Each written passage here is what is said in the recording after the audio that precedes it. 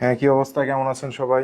আশা করি সবাই খুব ভালো আছেন। সবাইকে আমাকে ক্লিয়ারলি শুনতে এবং দেখতে পাচ্ছেন?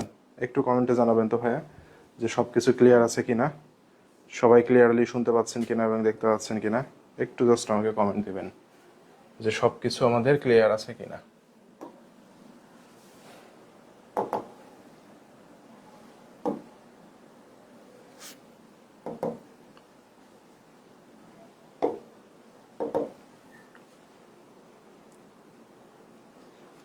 এবারে আর কমেন্ট দেখি না কেন, কি জ্বালা, কখন যে কি হয় ফেসবুকে ইদানিং।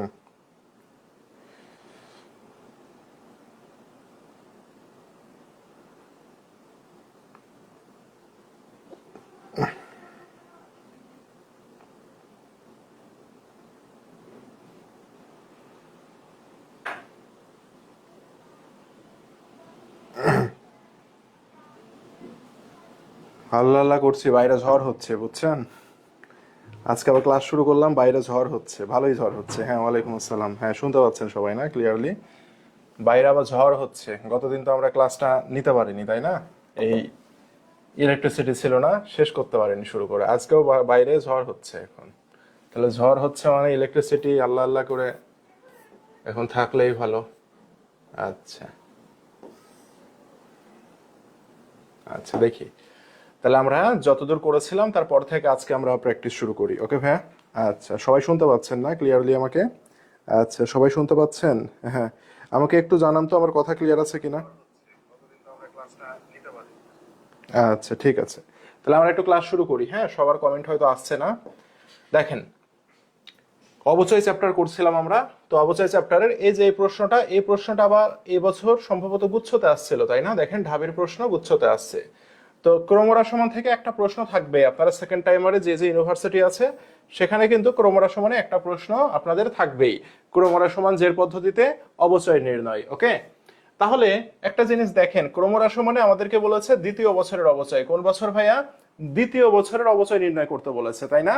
তাহলে ক্রমরাসমনে যে আমরা দ্বিতীয় বছরের অবচয় নির্ণয় করব, তাহলে প্রথমে আমাকে বলেন ক্রমরাসমান জের পদ্ধতিতে কি লাগে? অবচয় হার লাগে। প্রশ্নে কি অবচয় হার দেয়া আছে? আমাকে একটু বলেন তো, প্রশ্নে কি অবচয়ের হার দেয়া আছে? প্রশ্নে অবচয়ের হার দেয়া নাই। তাহলে আমরা জানি ক্রমরাসমান জের পদ্ধতিতে অবচয় হারের সূত্র কি? 200% ডিভাইডেড বাই কি? 200% ডিভাইডেড বাই আয়ুষ্কাল। আয়ুষ্কাল আছে 4। তাহলে আমাকে বলেন তো, 4 20-এ কত? 4 5-এ 20 আর একটা শূন্য, দ্যাট মিনস 50%। আমার অবচয়ের হার কত? 50%। ঠিক আছে, তো একবারে তো দ্বিতীয় বছরের অবচয় নির্ণয় করতে পারবো না, আমাকে সবার প্রথম কি করতে হবে? প্রথম বছরের অবচয় নির্ণয় করতে হবে। তাহলে প্রথম বছরের অবচয় কিভাবে নির্ণয় করবো ভাইয়া? দেখি, সম্পদের দাম আছে কত? ক্রয় মূল্য আছে 5 লাখ টাকা। এর সাথে দেখেন যে খরচগুলো সরাসরি জড়িত, যেমন পরিবহন খরচ আছে, আমরা জানি সম্পদের সাথে পরিবহন খরচকে যোগ করতে হয়। ওকে, এরপরে আমরা দেখতে পাচ্ছি সংস্থাপন ব্যয় আছে, এই সংস্থাপন ব্যয় কি করতে হয়? যোগ করতে হয়। তাহলে আমাদের সম্পদের মূল্য কত হলো? 5,70,000 টাকা হলো, তাই না ভাইয়া? ভালো কথা। এখন আমাকে বলেন অবশিষ্ট মূল্য মানে কি? ভগ্নাবশেষ মূল্য। এই ভগ্নাবশেষ মূল্য কি ক্রমরাসমান জের পদ্ধতিতে কোনো কাজ আছে? আমরা জানি ক্রমরাসমান জের পদ্ধতিতে ভগ্নাবশেষ মূল্য বিবেচিত হয় না। তাহলে এই মূল্যের উপরে আমাকে কি করতে হবে? এখন এই অবচয়ের হার দিয়ে গুণ দিতে হবে। তাহলে অবচয়ের হার 50%, মানে এটাকে আমরা একটু কি করে নিই বলেন তো? 50% আমরা এইভাবে করতে পারি, কোনো সমস্যা নাই। ধরেন 50%। তাহলে এটাকে আমরা কি করতে পারি? এই যে শূন্য আছে, এই শূন্য আমরা কেটে দিব। ঠিক আছে ভাইয়া, কেটে দিলাম। এখন পূর্ণ সংখ্যা আছে কত বলেন তো? পূর্ণ সংখ্যা আছে এখানে 7। 5 সাথে কত বলেন তো? 35 5, হাতে থাকে কত? 3। 5 5 25, 7 3 কত? 28 হয় না? তাহলে এই যে দেখেন 28 লিখলাম। তাহলে 285। শূন্য কয়টা জীবিত আছে? একটা, দুইটা, তিনটা। তাহলে 3টা শূন্য বসাই দেন। ঠিক আছে, এটা হচ্ছে কি বলেন তো? এটা হচ্ছে প্রথম বছরের অবচয়। ওকে, আমাকে বলেছে দ্বিতীয় বছরের অবচয় বের করতে, তাই না? তাহলে এখন দ্বিতীয় বছরের অবচয় বের করি। দ্বিতীয় বছরের অবচয় বের করতে হলে কি করতে হবে? প্রথম বছর আপনি যে মূল্যের উপর অবচয় ধরেছিলেন সেটা কত? 5,70,000 টাকা। এখান থেকে প্রথম বছর যে টাকা অবচয় হয়েছে সেটাকে কি করব? আমি বাদ দিব। তাহলে 2,85,000 টাকা বাদ দিব। দেওয়ার পরে যে টাকা থাকবে তার উপরে কি করব? 50% করব। তাহলে আমরা করি তো, 2,70,000 থেকে 2,85,000 বাদ দিলে 2,85,000 টাকাই হয় ভাইয়া, ঠিক আছে। তাহলে এটার উপর এখন কি করব, 50% করব। তাহলে এই যে দেখেন এই শূন্য আমরা কেটে দিতে পারবো, কেটে দিলাম। তাহলে এখানে থাকে কত, পূর্ণ সংখ্যা হচ্ছে 285, 285 কে 5 দিয়ে গুণ করি, 5 5 25 5, হাতে থাকে কত বলেন তো, হাতে থাকে 2, 50 40 আর 2 কত, 42 2, হাতে থাকে 4, 5 দুগুণে 10 আর 4 কত 14, তাহলে 1425। শূন্য কয়টা আছে, একটা দুইটা, তাহলে এই যে দুইটা শূন্য বসাই দেন। তাহলে আমাদের দ্বিতীয় বছরের অবচয়ের পরিমাণ কত বের হলো, দ্বিতীয় বছরের অবচয়ের পরিমাণ বের হলো 1,42,500 টাকা। আমরা কি বুঝতে পেরেছি ভাইয়া? তো যারা একটু ক্যালকুলেশন করতে আমরা ভয় পাই, তারা কি আমরা ক্লিয়ার হয়েছি যে ক্যালকুলেশনটা আমরা কিভাবে করব, ক্যালকুলেটর ছাড়াও যে সহজে ক্যালকুলেট করা যায় সেটা কি আমরা বুঝতে পেরেছি সবাই? ক্যালকুলেটর ছাড়াও যে সহজে ক্যালকুলেশন করা যায় এটা কি আমরা বুঝতে পেরেছি? এটা দ্বিতীয় বছরের অবচয় গেল, ওকে। এখন আপনাকে যদি বলতো তৃতীয় বছরের অবচয় কত, তাহলে সেটাও দেখি আমরা। তৃতীয় বছরের অবচয় বলতেই পারে, রাবিতা 4 চতুর্থ বছরের অবচয় বের করতে দিয়েছিল। তাহলে তৃতীয় বছরের অবচয় বের করার নিয়ম হচ্ছে ভাইয়া, দ্বিতীয় বছর কোন ভ্যালুর উপরে অবচয় ধরেছেন। দ্বিতীয় বছরে আপনি 2,85,000 টাকার উপরে অবচয় ধরেছেন, তাই না? তাহলে এই 2,85,000 থেকে দ্বিতীয় বছরের অবচয় কত, 1,42,500। এই 1,42,500 কে বাদ দেন আপনি, দিয়ে যে টাকা হবে তার উপরে 50%। 2,85,000 থেকে 1,42,000 বাদ দিলে 1,42,500 হয়। গুণন কি করবেন, 50% করবেন। এই শূন্য কাটেন, এই শূন্য কাটেন। তাহলে এবার কি করবেন, পূর্ণ সংখ্যা হচ্ছে এবার কত, 1425। 1425 কে 5 দিয়ে করলে কত হয়, 5 5 25, হাতে থাকে 2, 5 2 10 আর 2 12, হাতে থাকে 1, 21 1, হাতে থাকে 2, 5 1 5 আর 2 কত 7, 71 25 আর একটা শূন্য আছে, তার মানে 71,250 টাকা। আমরা কি বুঝতে পেরেছি ভাইয়া সবাই? একটু আমরা বলি তো আমরা সকলে বুঝতে পেরেছি কিনা ভাইয়া? এভাবে তাহলে আমাদের ক্রমরা সমান জের পদ্ধতিতে অবচয় ধরতে হয়। আপনারা সেকেন্ড টাইমার হিসাবে রাবিতে পরীক্ষা দেন, গুচ্ছে পরীক্ষা দেন, সাস্টে দেন বা জাহাঙ্গীরনগর বিশ্ববিদ্যালয়ে দেন, আপনারা যেখানেই পরীক্ষা দেন না কেন ভাইয়া, ক্রমরা সমান আপনাদের জন্য ইম্পর্টেন্ট। ক্রমরা সমান থেকে অবচয় নির্ণয় একটা পরীক্ষায় প্রশ্ন কিন্তু ভাইয়া আপনার এসেই থাকে, দেখবেন ক্রমরা সমানে অবচয় নির্ণয় শেখাটা ভাইয়া আমার জন্য খুব জরুরি, ওকে। ওকে, তাহলে আমরা ক্রমরা সমানে অবচয় নির্ণয় আমরা মনে হয় ক্লিয়ার হয়েছি। পরে যাই, দেখি পরে যে প্রশ্ন দিয়েছে, যে বলতে না বলতে, দেখছেন রাবি 23-24 বলতে না বলতে চলে আসছে প্রশ্ন, দেখছেন বলতে না বলতেই চলে আসছে। পরি প্রশ্নটা কি বলছে দেখেন। নোমান কোম্পানি 1 জানুয়ারি 2022 সালে কি করেছে, একটি সরঞ্জাম ক্রয় করে যার ক্রয় মূল্য ছিল 60,000 টাকা, আয়ুষ্কাল ছিল 8 বছর, অবশিষ্ট মূল্য মানে কি, ভগ্নাবশেষ মূল্য ছিল 8,000 টাকা। 2023 সালে দ্বিগুণ ক্রমরা সমান জের পদ্ধতিতে সরঞ্জামের অবচয় কত। তাহলে আমি কিনেছি কত সালে, 22 সালে, অবচয় ধরতে বলছে কোন সালের, 23 সালের। তার মানে কততম বছরের অবচয় বলেন তো, 21 হচ্ছে প্রথম বছর, 22 হচ্ছে প্রথম বছর, 23 দ্যাট মিন্স দ্বিতীয় বছরের অবচয় নির্ণয় করতে বলেছে, তাই না ভাইয়া? কোন বছরের, দ্বিতীয় বছরের অবচয় নির্ণয় করতে বলেছে। তাহলে একই সিস্টেম দেখবো অবচয় হার আছে কিনা, অবচয় হার নাই, তাহলে অবচয় হারটা বের করে ফেলি আমরা। কত বছর, 8 বছর। তাহলে 8 দিয়ে যখন আমরা 200 কে কাটাকাটি করব, তাহলে 8 25-এ 200 হয়, বুঝছেন? 8 25-এ 200 হয়, তবে আমরা ক্যালকুলেট করতে পারি, ঠিক আছে। কিন্তু যদি পার্সেন্টেজ গুলো এমন হয় 15, 25, 35, 45 এরকম যদি হয়, তাহলে কিন্তু আবার কি করতে পারি আমরা বলেন তো, যেহেতু 25%, তাই না? এখন এই 25% মানে কি জানেন, এই 25% মানে হচ্ছে 25/100। তাহলে 25/100 করলে হয় 1/4। এখন এই 1/4 দিয়ে যদি আমরা গুণ করি, তাহলে ইজিলি আমাদের উত্তরটা বের হবে। দেখেন 60,000 টাকা না প্রথম বছরের অবচয়, প্রথম বছরের অবচয় কত, 60,000 গুণন 25% মানে আমরা কি দেখলাম, 1/4। এখন 4 দিয়ে যদি আমরা 60 কে কাটি, তাহলে কয়বার যায়, 15 বার যায়, 3টা শূন্য, দ্যাট মিন্স প্রথম বছরের অবচয় কত, 15,000 টাকা। আমার বের করতে বলেছে দ্বিতীয় বছর, তাহলে দ্বিতীয় বছরের অবচয় আমরা নির্ণয় করব কিভাবে, প্রথম বছরের অবচয় ধরেছি 60,000 টাকার উপরে, প্রথম বছরের অবচয়ের পরিমাণ 15,000, সেটা বাদ দেন, দিয়ে যে টাকাটা থাকবে সেটার 1/4। তাহলে আমাদের কত থাকে, 45,000। 45,000 কে আমরা গুণ দিব কি দিয়ে, 1/4 দিয়ে। এখন 45 কে 1/4 দিয়ে কাটলে কত হয় আমি জানি না, সমস্যা নাই, আপনি ইয়া করেন, এভাবে গুণ মারেন।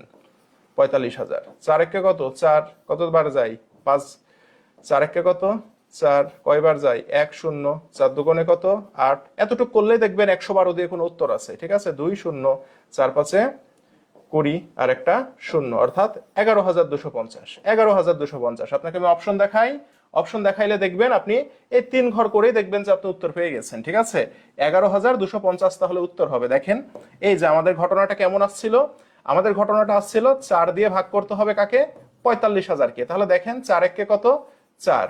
ভাই দেখেন তো 1 দিয়ে অপশন আছে নাকি, 1 দিয়ে এটা একটা অপশন আছে, এটা একটা অপশন আছে, তাহলে আরো করতে হবে।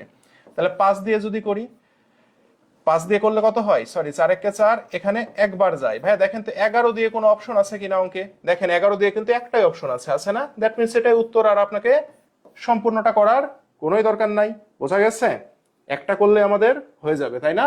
একটা করলে আমাদের হয়ে যাচ্ছে। কয়েকটা ঘর করব আমরা, এটা চালাকি করব, কারণ আমাদের রিটেন নাই, সেকেন্ড টাইমারদের কোথাও রিটেন নাই, তাই না? অ্যাকাউন্টিং এ কোথাও রিটেন নাই, তাহলে আমাকে 4 দিয়ে ভাগ করতে হবে কাকে, 45,000-কে। এই ট্রিক গুলো খাটাইলে দ্রুত হয়ে যাবে। 4 এককে কত, 4, 5, 4 এককে কত, 4। ভাই দেখেন তো 11 দিয়ে অপশন কয়টা, এটা তো 11 দিয়ে অপশন না, এটাও না, এই যে 11 দিয়ে একটাই অপশন, দেখেন দ্যাট মিনস ডেফিনেটলি এটা উত্তর হবে। ক্লিয়ার? আর করা লাগবে না। তাহলে ক্রমরা সমান আমরা বুঝলাম, তাই না? এবার দেখেন আমাদের এই যে প্রশ্ন, আমাদের এটা কি প্রশ্ন বলেছিলাম, এই প্রশ্নটা ভাইয়া আমাদের সাম অফ দা ইয়ার ডিজিট মানে কি, সাম অফ দা ইয়ার ডিজিট মানে কি ভাইয়া, বর্ষ সংখ্যা সমষ্টি, তাই না? তো আমি অবচয়ের প্রথম ক্লাসে কি করেছিলাম বলেন তো, অবচয়ের প্রথম ক্লাসে কিন্তু আমি ভাইয়া কি করেছিলাম বলেন, অবচয়ের প্রথম ক্লাসে কিন্তু আমি বর্ষ সংখ্যার সমষ্টিতে অবচয় নির্ণয় করে শিখাইছিলাম। তা আপনাদের কি মনে আছে? তাহলে বর্ষ সংখ্যার সমষ্টি পদ্ধতিতে অবচয় ধরবো কার উপরে, অবচয়যোগ্য মূল্যের উপরে। শুধুমাত্র ক্রমরা সমান ব্যতীত দুনিয়াতে যত নিয়ম আছে সব নিয়মে আমরা অবচয় ধরবো কার উপরে, অবচয়যোগ্য মূল্যের উপরে। তাহলে অবচয়যোগ্য মূল্যের সূত্র কি ভাইয়া, কিনেছি আমি কত টাকা দিয়ে, 60,000 টাকা দিয়ে। আনুষঙ্গিক কোনো খরচ আছে নাই। শেষে উদ্ধার মূল্য, এই উদ্ধার মূল্য মানে কি, ভগ্নাবশেষ মূল্য। তাহলে 5,000 বাদ দিয়ে দেন, এখানে থাকবে কত, 55,000। দ্যাট মিনস এটাই আমার কি, এটাই আমার অবচয়যোগ্য মূল্য। তাহলে এটার উপরে আমাকে অবচয় ধরতে হবে। তাহলে 55,000-কে আমরা ভাগ দিব কি দিয়ে বলেন তো, 55,000-কে ভাগ দিব আমরা বর্ষ সংখ্যার সমষ্টি দিয়ে। কি দিয়ে, বর্ষ সংখ্যার সমষ্টি দিয়ে। এখন বর্ষ সংখ্যার সমষ্টি কি করে নির্ণয় করে, সূত্র হচ্ছে n ইন্টু n প্লাস 1 ভাগ 2। এখানে n মানে কি, এখানে n মানে হচ্ছে ভাইয়া আয়ুষ্কাল। n মানে কি, এন মানে হচ্ছে আয়ুষ্কাল, রাইট? এন মানে আয়ুষ্কাল। তো আমরা এত এত ঝামেলা কি আমরা করব বলেন তো, এত ঝামেলায় আমরা যাব না। এই জিনিসটাকে আমরা ইজিলি বের করে ফেলবো কেমনে, এন মানে আয়ুষ্কাল, না? তাহলে এখানে আয়ুষ্কাল কত, 10 বছর। তাহলে লিখবো 10, 10-এর পরের সংখ্যা কত, গুণ দিব কি দিয়ে, 10-এর পরের সংখ্যা দিয়ে 11 দিয়ে গুণ দিব, ভাগ দিব কি দিয়ে, 2 দিয়ে। 10 11 কত, 10 11 হচ্ছে 110, 110-কে 2 দিয়ে ভাগ দিলে কতবার যায়, 55 বার যায়। দেখবেন কাটাকাটি করলে দেখবেন 55 বার যায়। দ্যাট মিনস আমার বর্ষ সংখ্যার সমষ্টি কত, 55। এবার এটাকে আমরা গুণ দিব কি দিয়ে, গুণ দিব ভাইয়া, গুণ দিব n মাইনাস টি প্লাস 1 দিয়ে। এখন n মানে কি, n মানে হচ্ছে আয়ুষ্কাল 10, মাইনাস টি মানে কি ভাইয়া, টি মানে কততম বছরের অবচয় নির্ণয় করতে বলেছে, সপ্তম বছরের অবচয় নির্ণয় করতে বলেছে। তার মানে টি এর মান হচ্ছে 7, আর প্লাস 1 এটা আমি ফ্রি ফ্রি পেয়েছি 1, ঠিক আছে, সূত্রের 1। তাহলে 7, 10 থেকে 7 বাদ দিলে থাকে 3, 3 আর 1 কত হয়, 4 হয়। এই যে 4 হলো না, এই 4 দিয়ে আমি গুণ লাগাবো। তাহলে আমরা করি তো, 55 দিয়ে 55-কে কাটলে একবার যায়, শূন্য আছে কয়টা, 3টা। তাহলে এই 1000 দিয়ে 4-কে গুণ করলে কত হবে উত্তর, উত্তর হবে 4,000 টাকা। দ্যাট মিনস আমার সপ্তম বছর অবচয়ের পরিমাণ কত, সপ্তম বছর অবচয়ের পরিমাণ 4,000 টাকা। সবাই কি বুঝছি ভাইয়া আমরা, আমরা কি সকলে বুঝতে পেরেছি ভাইয়া? সপ্তম বছরের অবচয় কত, 4,000 টাকা। এখন আপনাদেরকে আমি একটু বলি, আপনারা এখানে বের করেন যে তৃতীয় বছরের অবচয় কত, বের করেন তো এটা, তৃতীয় বছরের অবচয় কত, সেম অঙ্কে এখানে 7-এর জায়গায় হবে 3, ঠিক আছে? তৃতীয় বছরের অবচয় একটু বের করেন তো ভাইয়া, তৃতীয় বছরের অবচয় কত একটু বের করেন, আপনাদের আমি দেখতে চাই, একটু বের করেন তো ভাইয়া, তৃতীয় বছরের অবচয় কত একটু বের করেন তো, তৃতীয় বছরের অবচয়টা একটু বের করেন তো ভাইয়া, একটু বের করেন তৃতীয় বছরের অবচয়, বলেন তৃতীয় বছরের অবচয় সবার আমি একটু দেখতে চাই।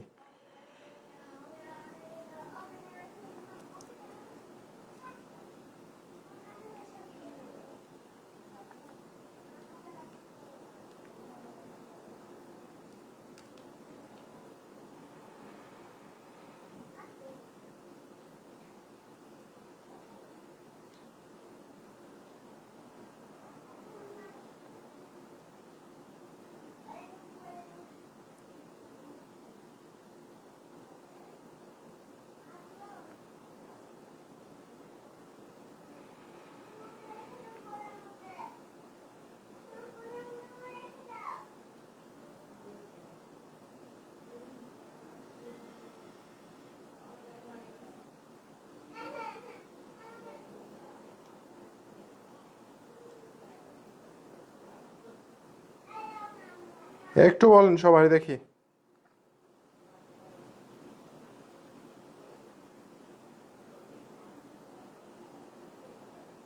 বলেন তো দেখি।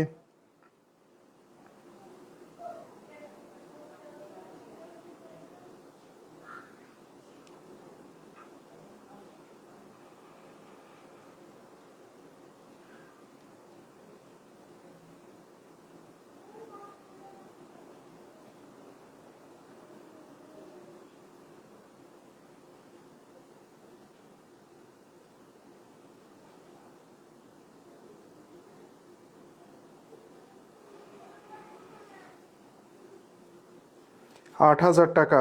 8,000 টাকা আসছে সবার? সবার কি 8,000 আসছে? বলেন তো সবার 8,000 আসছে কিনা? বলেন 8,000, 8,000, 8,000 আসে? তাহলে আমাদের কি হবে বলেন তো? 55,000 টাকা ভাগ 55। আর কারো কমেন্ট নাই কেন? এই কয়টা? 10 -3 প্লাস কত? 1। তাহলে কত আসে বলেন তো? 7 আর 1 8। তাহলে হ্যাঁ 8,000 টাকায় আসে, তাই না? 1,000, 1,000 গুণ 8 কত? 8,000 টাকা, তাই না ভাইয়া? তাহলে আমাদের উত্তর কত? 8,000 টাকা। যাদের 8,000 আসছে তারা বুঝতে পেরেছে, তাই না? যাদের 8,000 আসছে বুঝতে পেরেছে, ভেরি গুড, থ্যাংক ইউ। আচ্ছা পরে যাই আমরা, তাহলে এটার উত্তর হচ্ছে 8,000। দেখি এটা কি বলেছে। আচ্ছা উৎপাদন করা হয়, তাহলে তৃতীয় বছরের অবচয় কত? এটা কি কি পদ্ধতি ভাইয়া? উৎপাদন করা সম্ভব, তাহলে উৎপাদন থাকলে আমরা কোন পদ্ধতি ফলো করব বলেন তো ভাইয়া? যদি আমরা উৎপাদন করি তাহলে আমরা কোন পদ্ধতি ফলো করব? কে বলতে পারে বলেন তো? উৎপাদন থাকলে আমরা কোন পদ্ধতিতে ফলো করব? যদি উৎপাদনের কথা লেখা থাকে তাহলে আমরা কোন পদ্ধতি ফলো করব? বলেন কে বলতে পারে? উৎপাদন থাকলে আমরা কোন পদ্ধতি ফলো করব বলেন দেখি। গতদিন আমরা শিখেছিলাম যে উৎপাদনের কথা যদি বলা থাকে আমরা কোন পদ্ধতি ফলো করব ভাইয়া? একটু কষ্ট করে বলেন তো দেখি, উৎপাদন থাকলে আমরা কোন পদ্ধতি ফলো করব? মনে আছে কিনা আমাদের? বলি দেখি। ক্লাস নেওয়ার সময় ছেলে মেয়ে ফোন দেয়, মেসেজ দেয়, মেজাজ খারাপ। উৎপাদন একক পদ্ধতি, ভেরি গুড। তাহলে উৎপাদন একক পদ্ধতিতে কি আমাদের সময় বা আয়ুষ্কালের দরকার আছে? নাই। তাহলে উৎপাদন একক পদ্ধতিতে কোন মূল্যের উপর অবচয় ধরবো? অবচয়যোগ্য মূল্যের উপরে। তাহলে দেখি, কিনেছি 6 লাখ টাকা দিয়ে, ভালো কথা। এর সাথে বহন খরচ আছে, বহন খরচ মানে এই যে প্রত্যক্ষ খরচ সম্পদ কেনার, সেটা যোগ হবে। সংস্থাপন ব্যয় আছে কত টাকা? সংস্থাপন ব্যয় আছে ভাইয়া 20,000 টাকা। তাহলে সম্পদের মূল্য কত টোটাল? সম্পদের মূল্য 6,50,000 টাকা, তাই না ভাইয়া? দেখি তো এখানে আয়ুষ্কাল সরি ভগ্নাবশেষ মূল্য আছে কিনা। ভগ্নাবশেষ মূল্য নাই, তার মানে আমাদেরকে 6,50,000 টাকায় আমার অবচয়যোগ্য মূল্য। তাহলে এই মূল্যের উপরে আমাকে কি করতে হবে? অবচয় ধরতে হবে। তাহলে আমরা কি শিখেছিলাম? অবচয়যোগ্য মূল্য ডিভাইডেড বাই কি ভাইয়া? উৎপাদন ক্ষমতা, মোট উৎপাদন ক্ষমতা। তাহলে দেখি তো এই মেশিনের মোট উৎপাদন ক্ষমতা কত? দেখেন ওই মেশিন দিয়ে 2,50,000 একক পণ্য উৎপাদন করা সম্ভব। তাহলে আপনাকে দিয়ে যতটুকু কাজ করানো সম্ভব সেটাই আপনার ক্ষমতা না ভাইয়া? তাহলে এই মেশিন দিয়ে উৎপাদন করানো সম্ভব কত? 2,50,000 একক। তাহলে 2,50,000 দিয়ে কি করব? ভাগ দিব, গুণ দিব কি দিয়ে? বলেছে তৃতীয় বছরের অবচয় কত, তাহলে আমরা গুণ দিব প্রকৃত উৎপাদন দিয়ে, মানে তৃতীয় বছরে কতটুকু উৎপাদন করেছে সেটা।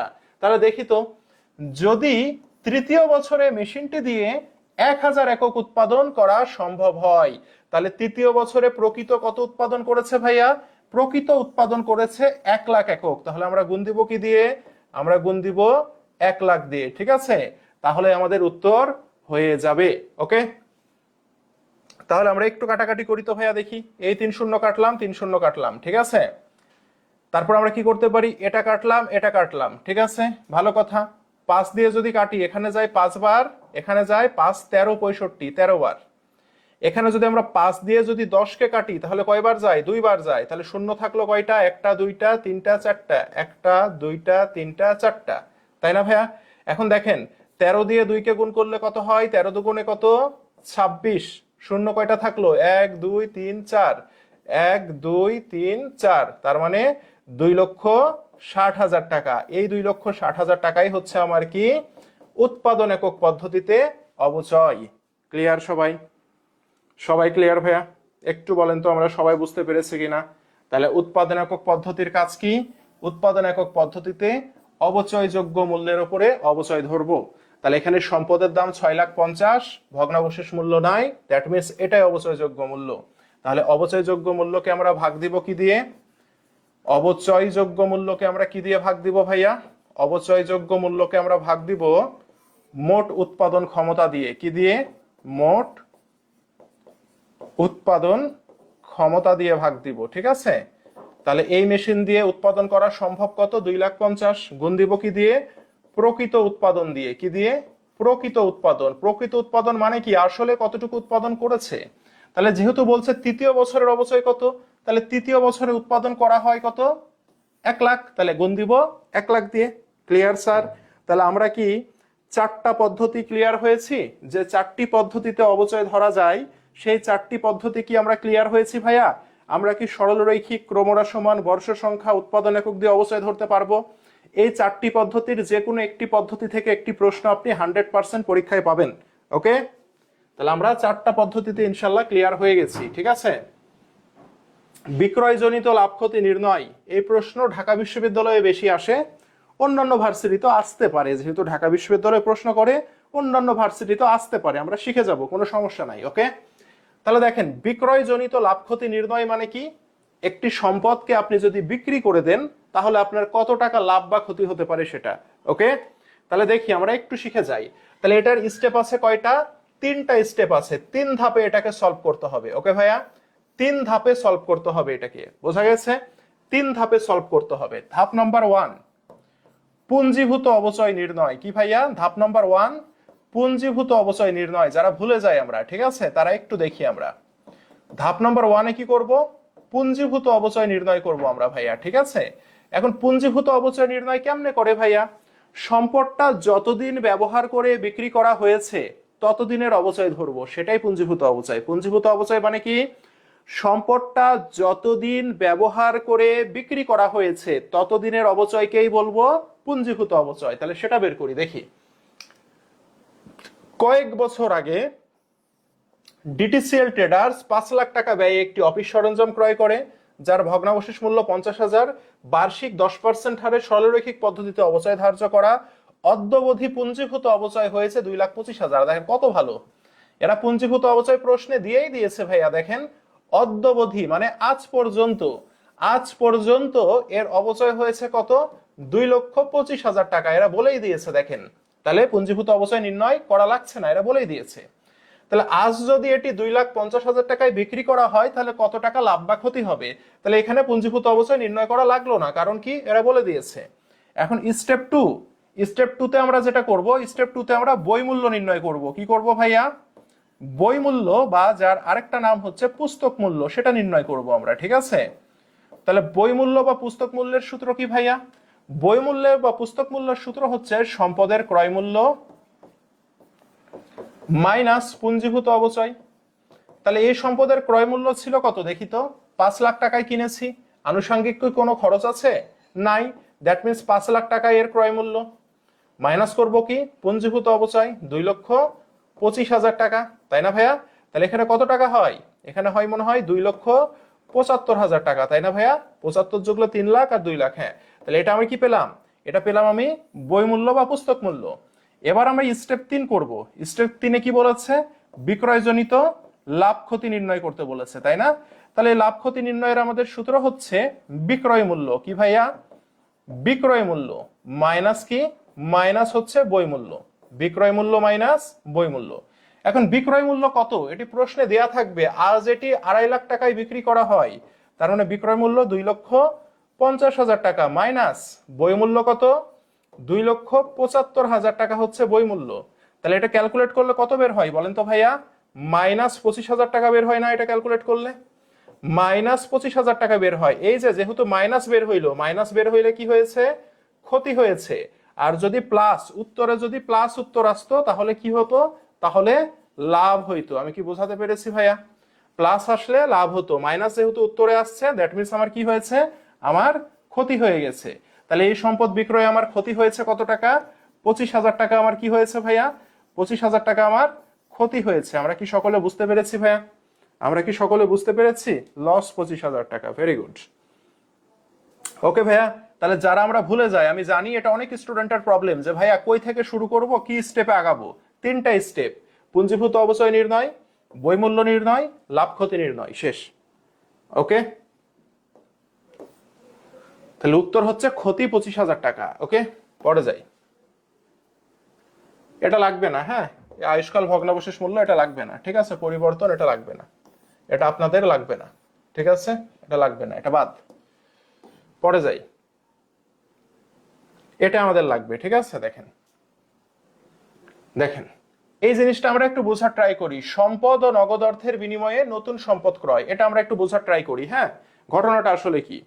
ঘটনাটা হচ্ছে আমরা এখন কি করি বলেন তো? আমরা এখন যেটা করি সেটা হচ্ছে আমরা এক্সচেঞ্জ করি না। কি রে ভাই, দাঁড়ান একটু। হ্যালো, ওয়ালাইকুম আসসালাম, কে বলছেন? জি বলছিলাম।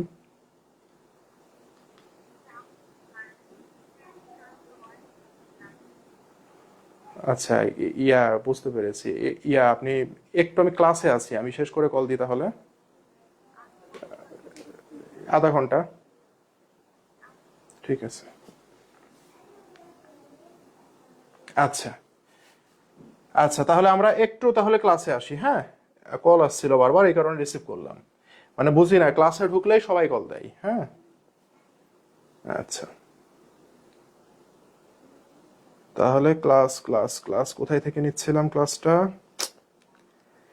মাথাও কাজ করে না। হ্যাঁ, আইডি থেকে, পেড বেসের ক্লাস। ওকে, আচ্ছা, তাহলে দেখি আমরা। তাহলে এই জিনিসটা আমরা একটু বোঝার ট্রাই করি। হ্যাঁ, রাবিতে 23-24 প্রশ্ন আসছে এবং এটা একটা নিউ কোশ্চিন, ঠিক আছে, এটা নিউ কোশ্চিন, নতুন প্রশ্ন, ঠিক আছে, নতুন প্রশ্ন একটা। দেখি, তাহলে এটা আমরা এখন ফোন এক্সচেঞ্জ করি না? কে কে ফোন এক্সচেঞ্জ করেছেন বলেন তো? এখানে দেখি, এখানে ফোন এক্সচেঞ্জ করেছেন কি? একটা ফোন, পুরাতন একটা ফোন ছিল, এটা দিয়ে দিয়েছি, তার সাথে কিছু নগদ টাকা দিয়েছি, দিয়ে একটা নতুন ফোন নিয়ে আসছি। এই এক্সচেঞ্জ কে কে করেছেন? কেউ করেছেন বলেন তো?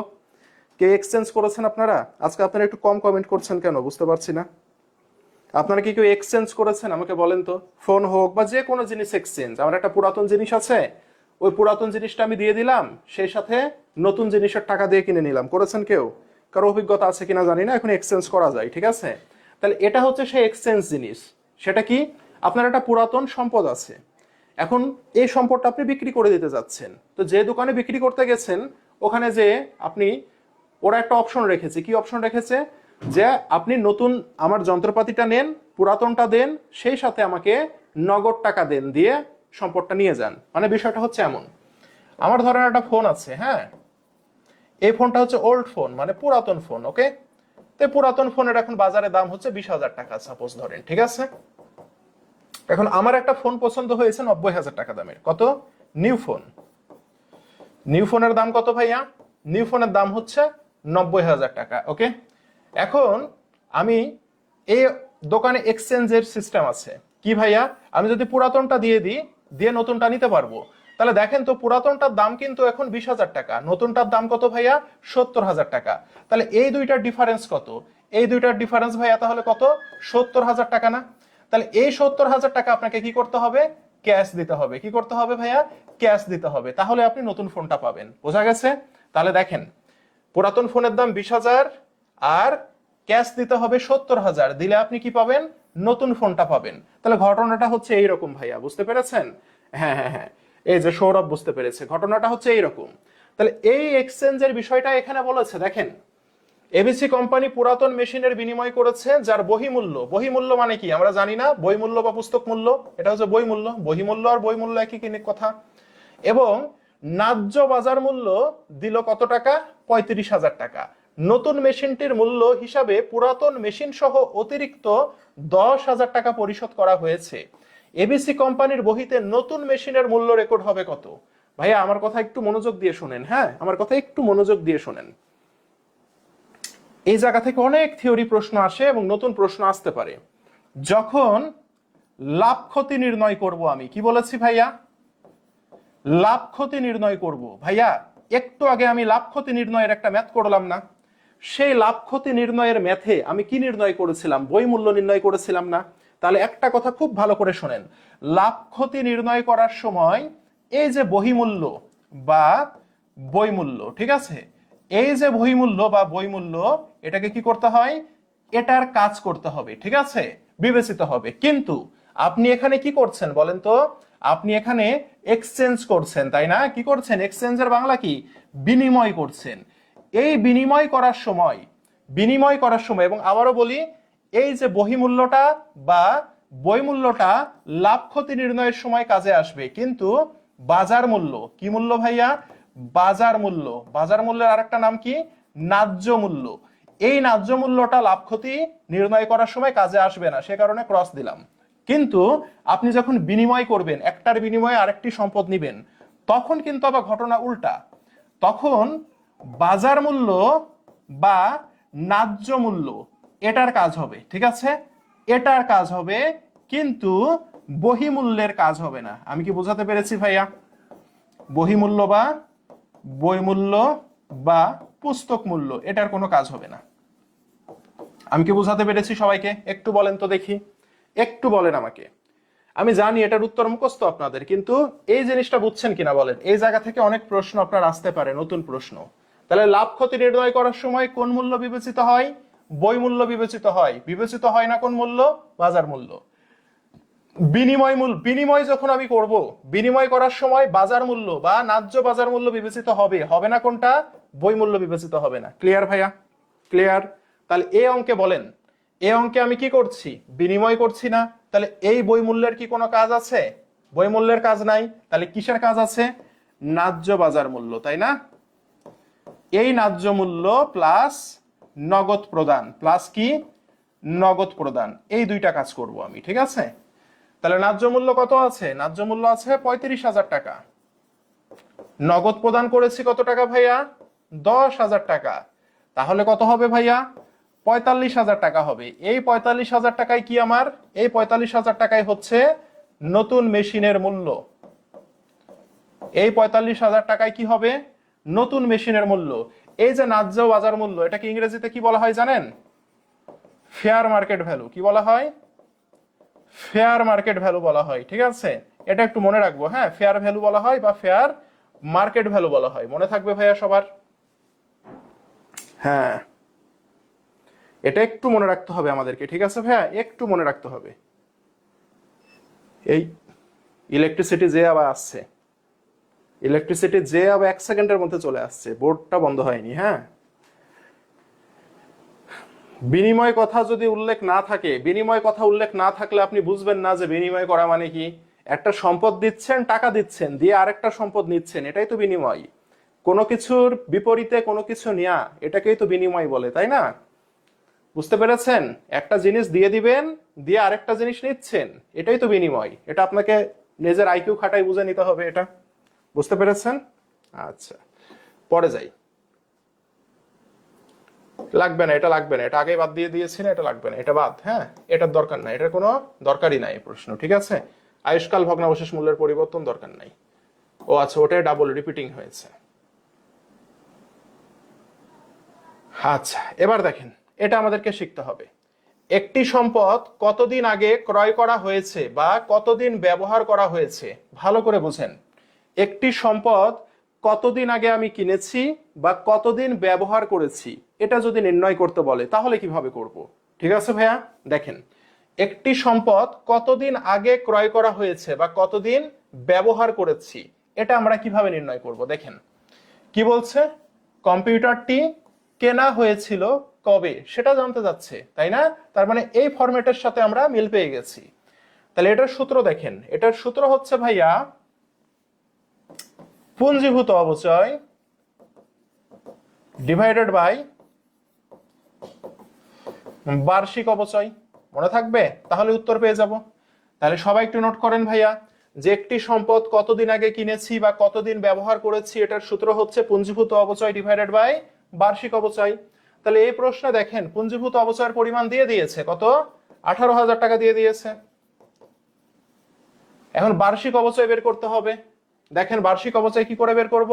30,000 টাকা সম্পদের দাম, ভগ্নাবশেষ মূল্য আছে নাই, তাহলে ভাগ দিব কি দিয়ে? আয়ুষ্কাল দিয়ে ভাগ দিব 5 দিয়ে। তাহলে কত বের হচ্ছে ভাইয়া? 6,000 টাকা বের হচ্ছে। তাহলে এই 6,000 টাকা কি আমার বার্ষিক অপচয়। তাহলে বার্ষিক অপচয় কত? 6,000। ভাইয়া বলেন তো 6,000 দিয়ে কি 18,000-কে ভাগ করা যায়? উত্তর হচ্ছে যায়। কাটাকাটি করলে কত হয়? 3 হয় না? দ্যাট মিনস উত্তর হবে 3 বছর। উত্তর কি হবে? 3 বছর। অর্থাৎ 3 বছর আগে কেনা হয়েছে বা 3 বছর ব্যবহার করা হয়েছে। ঠিক আছে, যেটাই বলুক না কেন। ক্লিয়ার আমার কথা ভাইয়া? 3 বছর আগে কেনা হয়েছে বা 3 বছর ব্যবহার করা হয়েছে। সবাই বুঝতে পেরেছি ভাইয়া? একটু বলি তো আমরা, এটা কি সবাই আমরা বুঝতে পেরেছি? বলেন কোন পদ্ধতি বলা নাই, সে কারণে আমরা সরল রৈখিক পদ্ধতিতে সলভ করলাম, রাইট? কিভাবে? সম্পদের মূল্য, ভগ্নাবশেষ মূল্য নাই, আয়ুষ্কাল দিয়ে ভাগ দিয়ে দিলে বার্ষিক অপচয় পেয়ে গেলাম। ক্লিয়ার সবাই? ক্লিয়ার এটা? ওকে, পরে যাই। আচ্ছা, এবার দেখি এই প্রশ্নটা আমরা দেখি আবার কি বলছে, দেখি তো ভাইয়া। বলেছে আসবাবপত্রটি ব্যবহার হয়েছে কতদিন, কেনা হয়েছে কতদিন আগে বা ব্যবহার করা হয়েছে কতদিন আগে, দুইটা একই জিনিস ভাইয়া। তাহলে আমার সূত্র কি বলেন তো? আমার সূত্র হচ্ছে ভাইয়া পুঞ্জীভূত অপচয়। সূত্র কি? পুঞ্জীভূত অপচয় ডিভাইডেড বাই কি?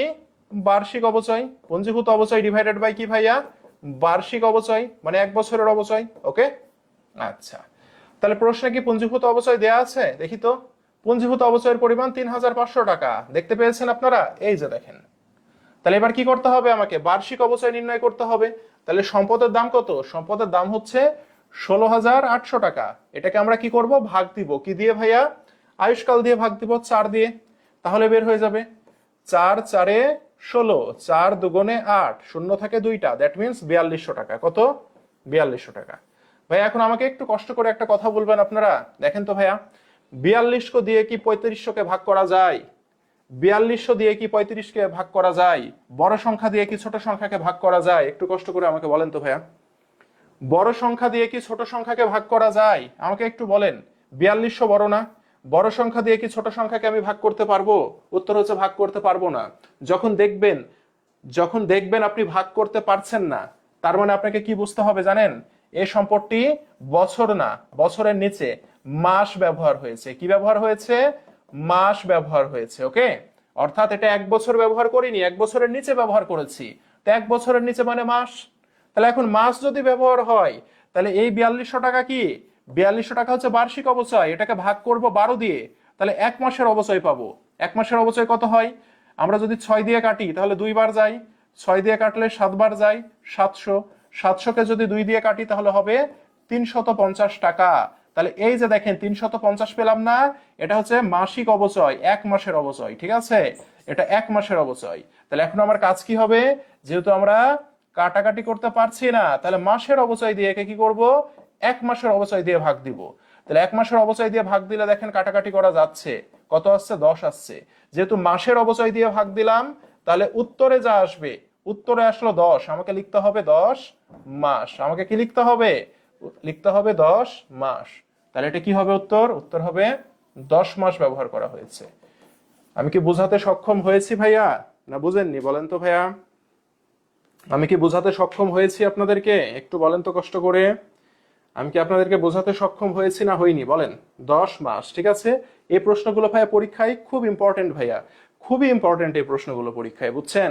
এগুলো খুব ভালো করে শিখতে হবে। ঠিক আছে, অ্যাকাউন্টিং এ আমাদের অলওয়েজ টার্গেট ভাইয়া 90% মার্ক, মাথায় থাকে জানো। হ্যাঁ, অ্যাকাউন্টিং এ আমাদের টার্গেট 90% মার্ক। আপনারা এখানে পড়তে আসছেন মানে অ্যাকাউন্টিং এ 90% মার্ক পাইতেই হবে ভাইয়া, এটা মাস্ট, গ্যারেন্টেড, পাইতেই হবে, পাইতেই হবে। ঠিক আছে, আবার একটু বলবো। সূত্র হচ্ছে পুঞ্জীভূত অপচয় ডিভাইডেড বাই বার্ষিক অপচয়। এটা হচ্ছে সূত্র আমাদের। হ্যাঁ, তো এই সূত্র দিয়ে কাটাকাটি করে আমাদের কাটাকাটি করতে পারছি না। পুঞ্জীভূত অপচয় দিয়েছে 3500, আর 1 বছরের বার্ষিক অপচয় বারে হয়েছে 4200। তো 4200-কে দিয়ে কি 3500-কে কাটা যায়? কাটা যায় না। যদি কাটা না যায় তাহলে আপনাকে 1 মাসের অপচয় বের করতে হবে। এই 4200 তো 1 বছরের অপচয়। তাহলে 1 বছরের অপচয় 4200, একে যদি 12 মাস দিয়ে ভাগ করে দিই, আমরা জানি 12 মাসে 1 বছর, তাহলে আমরা 1 মাসের অপচয় পাবো না। তাহলে এটা কাটাকাটি করলে হয় কত? এটা কাটাকাটি হলো 350। তাহলে এই 350 কি বের হলো? 1 মাসের অপচয় বের হলো। তাহলে বছরের অপচয় যেহেতু কাটাকাটি করতে পারছি না, আমাদের কাজ হচ্ছে এখন মাসের অবচয় দিয়ে কাটাকাটি করব, এই 350 দিয়ে কাটাকাটি করব। তাহলে দেখেন রীতিমতো আমরা কাটাকাটি করতে পারছি, 10 বের হচ্ছে, দ্যাট মিনস এটি হবে 10 মাস। কেন? কারণ মাস দিয়ে ভাগ করেছি, মাসের অবচয় দিয়ে ভাগ করলে উত্তরে যাওয়ার হবে সেটি হবে অত মাস। আমি কি বোঝাতে পেরেছি ভাইয়া? এদিকে আবার একজন পাগলা হয়ে গেছে, ঠিক আছে, সেটা হচ্ছে আপনারা উত্তর দেন না কেন মেসেজের।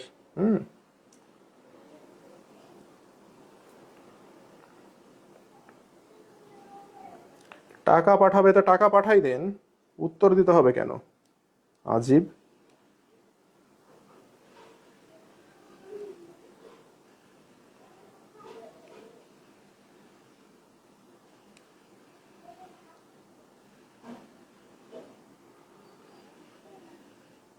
সব কিছু দেয়া হয়ে গেছে, আপনারা এমন এমন কাজ করেন সব।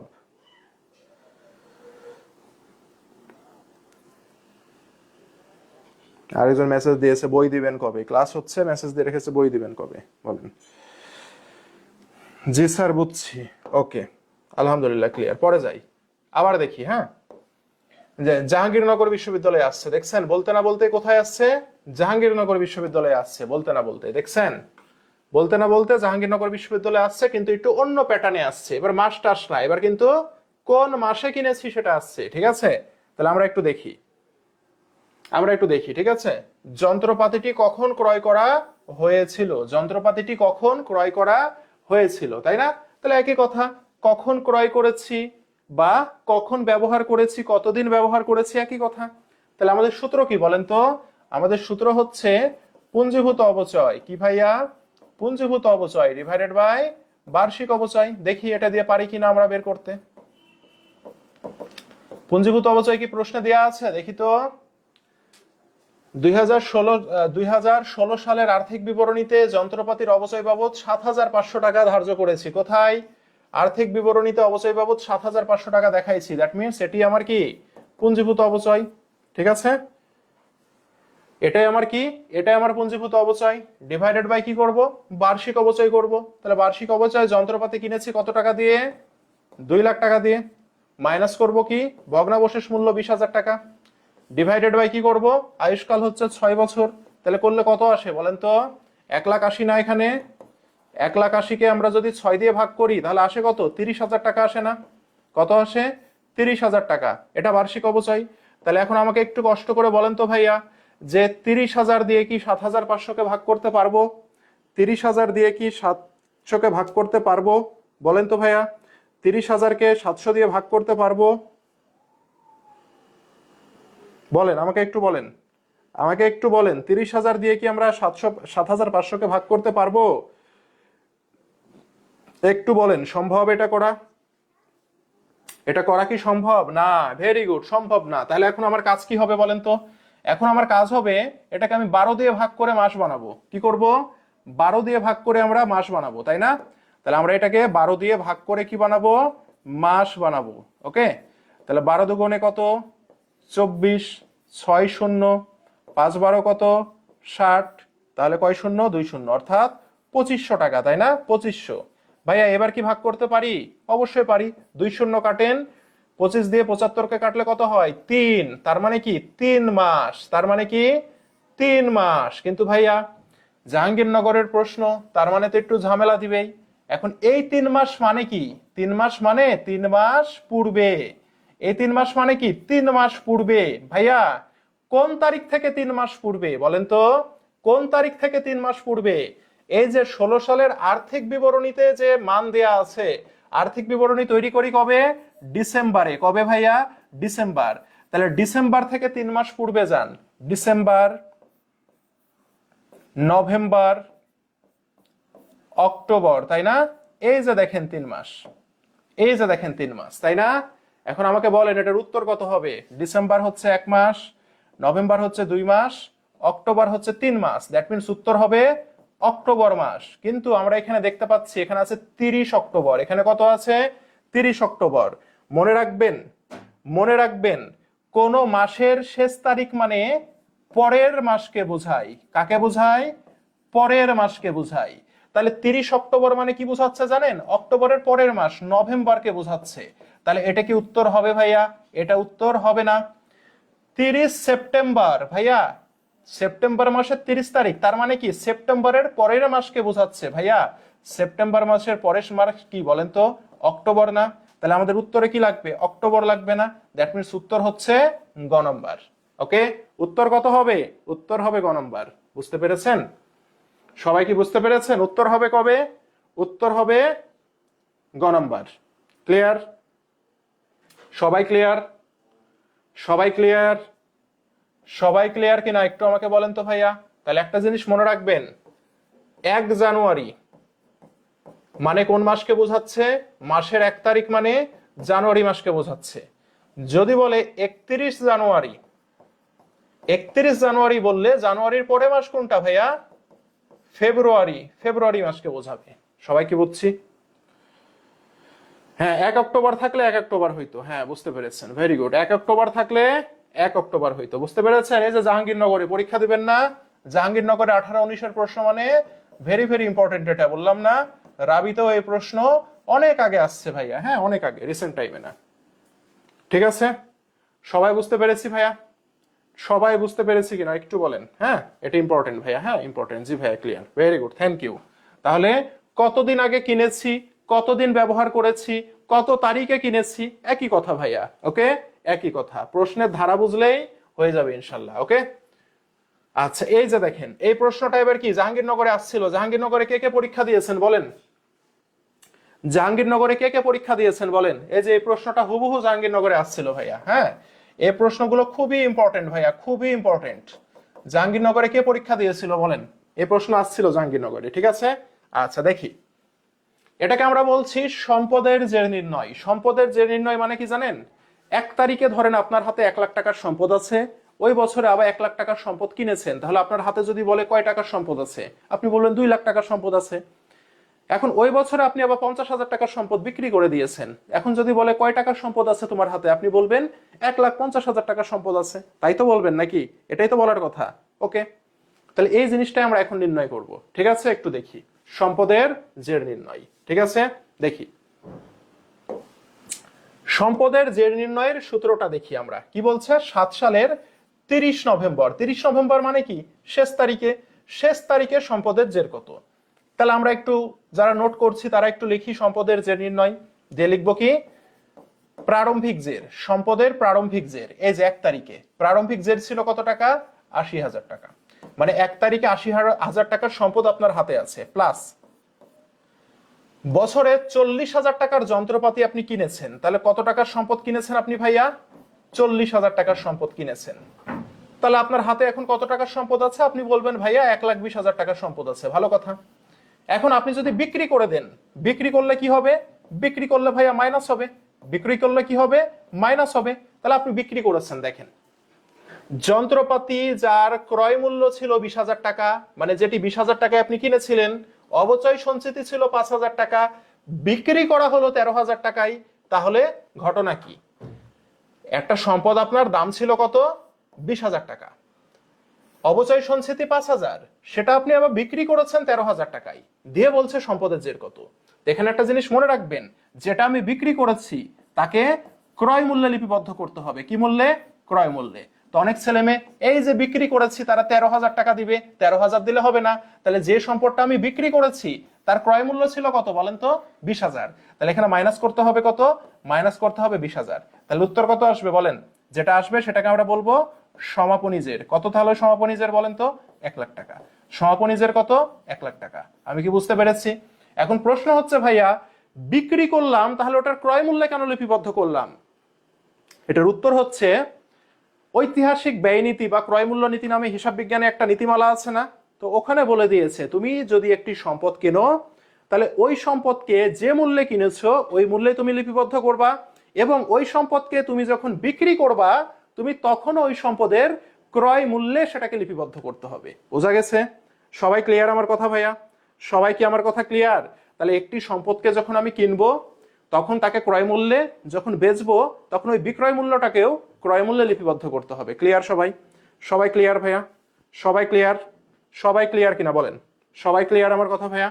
আচ্ছা, এখন দেখেন জাহাঙ্গীরনগরে এই প্রশ্নটা আসছে না? এই প্রশ্নটা এইভাবে আসেনি জাহাঙ্গীরনগরে, সেম প্রশ্ন আসছে কিন্তু জাহাঙ্গীরনগরে বলেছিল ক্রয় মূল্য কত, এটা জিজ্ঞাসা করেছিল। তাহলে আমাকে একটু কষ্ট করে বলেন তো ভাইয়া, আমি যদি এই ফরম্যাটটা মনে রাখি তাহলে ক্রয় মূল্য কেন, আমাকে যদি বলে বিক্রিকৃত সম্পদের মূল্য কত সেটাও বের করতে পারবো, আমাকে যদি বলে প্রারম্ভিকের জের কত সেটাও বের করতে পারবো, আমাকে যদি বলে সমাপনী জের কত আমি সেটাও বের করতে পারবো। পারবো না ভাইয়া? অবশ্যই পারবো। তাহলে এভাবে যদি থাকতো তাহলে আমার ফরম্যাটটা কি, ফরম্যাট কি, প্রারম্ভিক। প্রারম্ভিক ধরেন ৮০,০০০ দিয়েছিল, আমাকে কি বলেছে ক্রয় কত, তা ক্রয়কে ক্রয়ের জায়গায় রাখেন, এটা রেখে যে গ্যাপ দিয়ে রাখেন, এটার মান যেহেতু বের করতে বলছে, দিলে আমরা কি পাবো, দিলে আমরা এখন মাইনাস কি করব, মাইনাস করব আমরা বিক্রয়। তাহলে বিক্রি করেছিলাম ধরেন এই মূল্য ২০,০০০ টাকা। তাহলে সমাপনী জেরটা তারা বলে দিয়েছিল যে সমাপনী জের হবে সাপোজ কত টাকা, সমাপনী জের হবে ১,২০,০০০ টাকা, এরকম অ্যামাউন্ট অন্য দেওয়া ছিল, দিয়ে আপনাকে বলেছিল উক্ত বছরে কত টাকার সম্পদ কেনা হয়েছে। তাহলে ভাই খুবই ইজি, কি করব, এটা আর এটা যোগ লাগাবো, কত হয়, ১,০০,০০০ হয় না।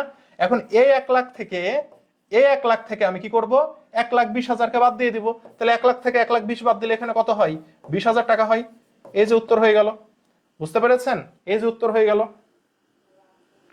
ঠিক আছে, ঘটনা বুঝছেন সবাই? আচ্ছা সরি, একটু মিস্টেক করেছি আমি, সরি মিস্টেক করেছি মনে হয়, না হ্যাঁ, না ঠিকই আছে তো, হ্যাঁ ঠিকই আছে, ঠিক আছে। বুঝতে পেরেছেন ঘটনা সবাই?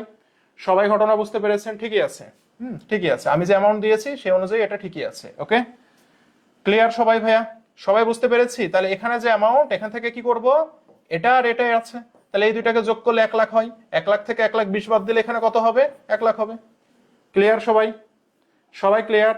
তাহলে এখানে যে ঘটনাটা, মেন ফরম্যাট হচ্ছে আমার এটার, এই ফরম্যাট যদি আমি মাথায় রাখতে পারি আমার যে অঙ্কে আসুক আমি পেরে যাব। ওকে, পরে যাই। সেম অঙ্ক, এটা আমি আর সলভ করে দিব না, এটা আপনারা সলভ করবেন, এটাতে আমি আর হাতে দিব না, ঠিক আছে? আচ্ছা, কত প্রশ্ন আছে আর, দাঁড়ান সব করাবো না।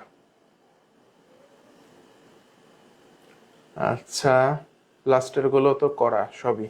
আচ্ছা আচ্ছা,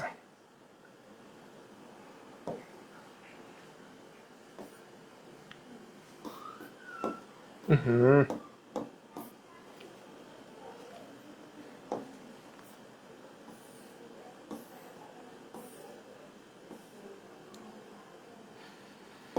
সম্পদের জের, এরপরে কি আছে দেখি।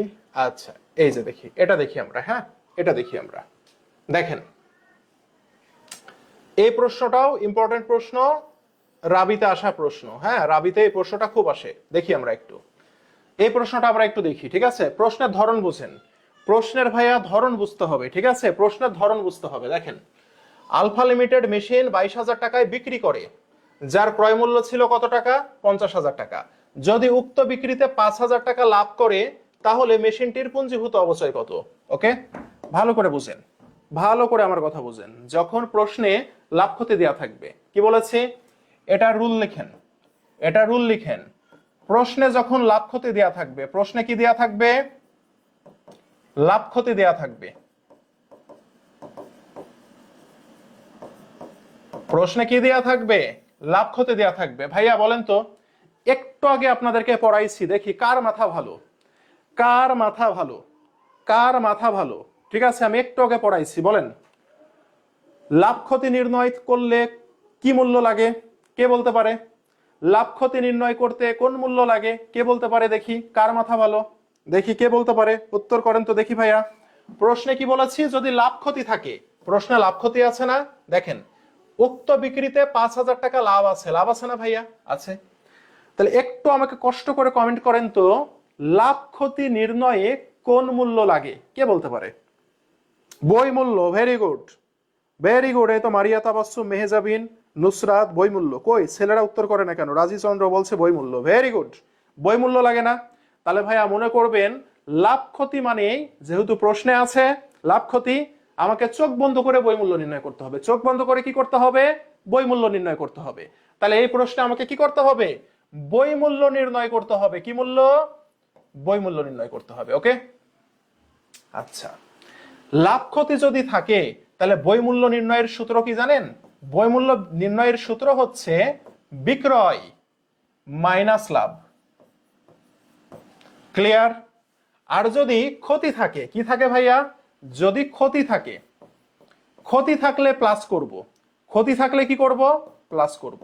বই মূল্য সমান কি ভাইয়া, বই মূল্য সমান তখন হবে বিক্রয় প্লাস ক্ষতি। ঠিক আছে, তাহলে বই মূল্য নির্ণয়ের সময় কি করতে হবে, ক্ষতিকে প্লাস করতে হবে আর লাভ থাকলে মাইনাস করতে হবে। তাহলে এই অঙ্কে আমরা বই মূল্য নির্ণয় করি তো দেখি। 22,000 টাকায় বিক্রি করেছি, তাহলে বিক্রয় মূল্য কত, 22,000 টাকা, মাইনাস লাভ আছে না 5,000 টাকা, 5,000 টাকা হচ্ছে লাভ। তাহলে এখানে কত টাকা হবে বলেন, এখানে আমার হবে 17,000 টাকা। তাহলে বই মূল্য কত বলেন তো ভাইয়া, বই মূল্য কত বের হলো আমার, বই মূল্য আমার 17,000 বের হলো না, হইলো, হইলো।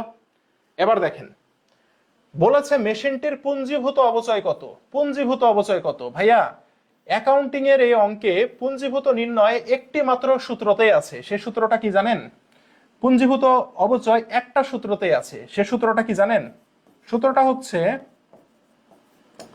ক্রয় মূল্য মাইনাস পুঞ্জীভূত অবচয় সমান বই মূল্য। এই সূত্রেই আছে শুধুমাত্র, আর কোনো সূত্রে নাই।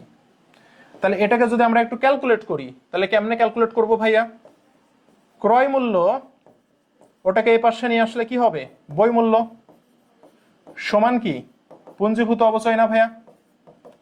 তাহলে এবার মান বসান, ক্রয় মূল্য আছে কত প্রশ্নে, ক্রয় মূল্য ছিল 50,000 টাকা, 50,000 ছিল না, তাহলে 50,000 টাকা থেকে এই যে বই মূল্য কত বের করেছেন আপনি, 17,000 টাকা বের করেছেন, তাহলে আপনি পুঞ্জীভূত অবচয় পাবেন কত, পুঞ্জীভূত অবচয় বলেন তো ভাই, 33,000 টাকা না তাহলে পুঞ্জীভূত অবচয়, পুঞ্জীভূত অবচয় 33,000 হয়, হয়। তাহলে আমরা একটু সংক্ষেপে মনে রাখবো, আমরা একটু সংক্ষেপে মনে রাখবো পুঞ্জীভূত অবচয়ের, আমরা এটা হচ্ছে ইনডিরেক্ট সূত্র, আমরা একটু সংক্ষেপে মনে রাখি। কি মনে রাখবো, ক্রয় মূল্য মাইনাস বই মূল্য, ক্রয় মূল্য মাইনাস বই মূল্য সমান কি, সমান পুঞ্জীভূত অবচয়। মনে থাকবে সবার, ক্রয় মূল্য মাইনাস কি, ক্রয় মূল্য মাইনাস বই মূল্য সমান কি, পুঞ্জীভূত অবচয়। ক্রয় মূল্য থেকে বই মূল্যকে বাদ দিয়ে দিব, তাহলে পুঞ্জীভূত বের হয়ে যাবে। ওকে, তাহলে ক্রয় মূল্য আছে কত 50, বই মূল্য বের হয়েছে কত 17, তাহলে 50 থেকে 17 বাদ দিলে কত 33। ওকে, এটা আমি দেখাইলাম যে কেমনে আসে, আর এটা আমি শিখাইলাম শর্টকাটে কেমনে করব। বোঝা গেছে ভাইয়া, সবাই বুঝছেন, সবাই কি বুঝছেন। তাহলে এখানে ঘটনা কি, প্রশ্নে যদি লাভ ক্ষতি দেয়া থাকে তাহলে আমার কোন মূল্যের সাথে ভালোবাসার সম্পর্ক হবে, বই মূল্য। তাহলে সেই বই মূল্য নির্ণয় কি, বিক্রয় মাইনাস লাভ, হয়ে গেল। বলেছে পুঞ্জীভূত কত ভাইয়া, পুঞ্জীভূত মানে কি, পুঞ্জীভূত মানে হচ্ছে ক্রয় মূল্য মাইনাস বই মূল্য, করবেন হয়ে যাবে। ঠিক আছে, আরো করি, এই নিয়মের অঙ্ক আরো করি। হ্যাঁ, এই যে বলতে না বলতে দেখেন, বলতে না বলতে রাবি 17-18 একটা প্রশ্ন চলে আসছে। ওকে, তাহলে প্রশ্নটা পড়ি, পড়ে আমরা দেখব, বোঝার ট্রাই করি, কি দেখে প্রশ্নকে জাজমেন্ট করব যে কিভাবে সমাধান করতে হয়। আমাদের অনেকের সমস্যা যে প্রশ্ন কেমনে সমাধান করব সেটাই বুঝি না, এই জিনিসগুলো বুঝেন। বিক্রয়জনিত ক্ষতি দেয়া আছে, আছে না ভাইয়া, তাহলে লাভ ক্ষতি দেয়া থাকলেই কোন মূল্য লাগবে, লাভ ক্ষতি দেয়া থাকলে কোন মূল্য লাগবে, লাভ ক্ষতি দেয়া থাকলে ভাইয়া বই মূল্য লাগবে। তাহলে বই মূল্যের সূত্রটা কি জানো ভাইয়া, ক্ষতি দেয়া আছে, ক্ষতি থাকলে কি করতে হবে, ক্ষতি থাকলে যোগ করতে হবে, বিক্রয় প্লাস ক্ষতি। প্রশ্নে বিক্রয় কত দেয়া আছে, 2,20,000 টাকা, ক্ষতি দেয়া আছে কত ভাইয়া দেখি তো, ক্ষতি দেয়া আছে 20,000 টাকা, তাহলে কত হবে আমার 2,40,000 টাকা গেছে, তাই না। এবার একটা জিনিস খেয়াল করেন, এবার আপনাকে বলেছে গাড়িটির ক্রয় মূল্য কত। আচ্ছা ভালো কথা, গাড়িটির কি কত, ক্রয় মূল্য কত। ভাইয়া পুঞ্জীভূত অবচয়ের সূত্র শিখেছেন না, বলেন তো কি, পুঞ্জীভূত অবচয়ের সূত্র কি শেখাইলাম, ক্রয় মূল্য মাইনাস কি, বই মূল্য, এটাই তো সূত্র শিখেছি নাকি। এখন আপনাকে বলেছে ক্রয় মূল্য কত, তাহলে পুঞ্জীভূত অবচয়, তাহলে ক্রয় মূল্যকে একপাশে রাখি, এই যে ক্রয় মূল্যকে একপাশে রাখি, তাহলে কি হবে বলেন তো, বই মূল্য থেকে বাদ দিয়ে দিব কাকে, পুঞ্জীভূত অবচয়কে, তাহলে অঙ্ক শেষ। তাহলে বই মূল্য বের হয়েছে কত, 2,40,000 টাকা, আর পুঞ্জীভূত অবচয় কত দেখেন, এই যে জমাকৃত অবচয়, জমা করা আর পুঞ্জীভূত করা একই জিনিস, কত 80,000 টাকা। তাহলে কত হবে বলেন, 1,08,614, তার মানে 1,60,000 টাকা। ক্রয় মূল্য কত, 1,60,000 টাকা। সরি সরি সরি মিস্টেক করেছে, প্লাস, প্লাস মাইনাস কেন করছি, প্লাস, এটাই পারে চলে গেলে প্লাস হবে না, প্লাস হবে। তাহলে প্লাস করলে কত হবে, 3,20,000 টাকা। ঠিক আছে, 3,20,000 হবে। হ্যাঁ, সংখ্যা চেঞ্জ করতে ভুলে গেছিলাম, হ্যাঁ প্লাস হবে 3,20,000 হবে, ঠিক আছে। তাহলে ঘটনা কি বুঝতে পেরেছেন? সব অঙ্ক যে একই সূত্রে গাথা, এই গাথাটা কি ধরতে পারছেন বলেন তো? সব ম্যাথ যে একই সূত্রে গাথা, এটা কি ধরতে পারছেন? কোন প্রশ্ন আসলে কি সেন্সে চিন্তা করব, এটা কি ধরতে পারছেন সবাই? আমাকে একটু বলেন। হ্যাঁ যোগ হবে ভাইয়া, ভুল করেছিলাম, ওই সংখ্যা চেঞ্জ করতে ভুল করেছি। ওকে ক্লিয়ার, যোগ করে দিয়েছি। এই সরলরৈখিক পদ্ধতি, আচ্ছা সরলরৈখিক পদ্ধতিতে 3 বছর পরে বইমূল্য কত পারেন এটা বলেন তো? 3 বছর পরে বইমূল্য কত? আমরা কি জানি সরলরৈখিক পদ্ধতিতে প্রতি বছর অবচয় সমান হয় না, তাহলে 1 বছরের অবচয় বের করি। 50,000 টাকা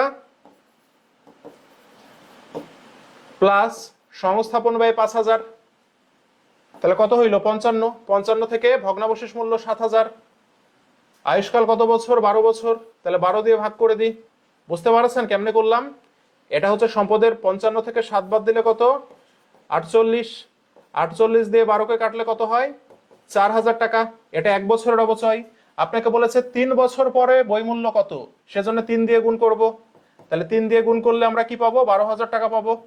এটাকে আমরা বলবো পুঞ্জীভূত অবচয়, ঠিক আছে। এবার আমাকে বলেছে বইমূল্য কত, তাহলে বইমূল্যের সূত্র কি বলেন? বইমূল্যের সূত্র হচ্ছে ক্রয় মূল্য মাইনাস পুঞ্জীভূত অবচয়।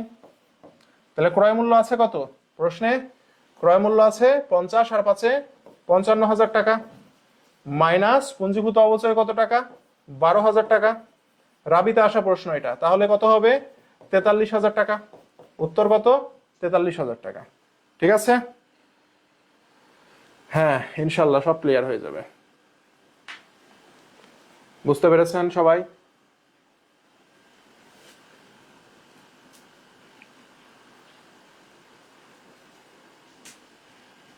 ক্লিয়ার সবাই? ওকে। এরপরে ক্রমহ্রাসমানে অবচয় কত? ক্রমহ্রাসমানে অবচয় কত? সম্পদের বিক্রয়জনিত লাভ কখন হয়?